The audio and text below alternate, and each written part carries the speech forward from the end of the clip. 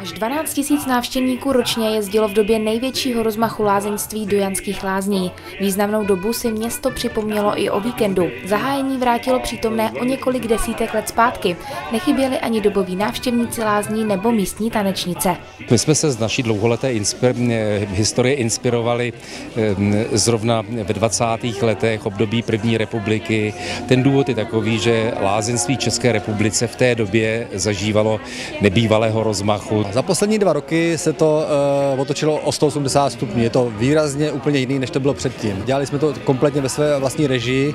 Teď s novým managementem lázní se to úplně otočilo a vlastně tak, jak to má být, takže vlastně je to záležitost lázeňská. Celodenní program nabídl soutěže a hry pro děti. Dospělým patřily stánky s občerstvením i drobnými výrobky. Zahájením lázeňské sezóny ožívá každoročně celé město. Je to moc pěkný, na tak malé město oceňuju, že opravdu takovýhle jako program tady nabízí. Je to pěkný, no. Užíváme si to moc, je to tady krásný, jsme tady poprvé úplně. Nejen, že se lidé v Janských Lázních baví, ale také sportují. Každoročně se k akci pojí také klání tělesně postižených ve stolním tenise o putovní pohár města. Letos se konal jubilejní 20. ročník. Cílem akce je zaprvé sejít a zahrát si a prostě vyměnit ty zkušenosti i sportovní, i rehabilitační. A co by to bylo za městskou akci, kdyby se v jejím průběhu nedohlíželo na veřejný pořádek? Mezi návštěvníky tak byly neustále vidět hlídky všímavých četníků.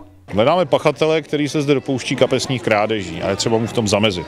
Četnictvo všechno ví, otázka je, jestli to může dokázat. Zahájení lázeňské sezóny uvozuje 4měsíční maraton různých kulturních, sportovních akcí po městě, takže každý týden se tady něco bude dít. Kolonádu tak během léta rozezní řada promenádních a venkovních koncertů. Už 24. června se na náměstí uskuteční magický den svatého Jana plný tradic a tvořivých dílen. Martina Adamů, Trud Production.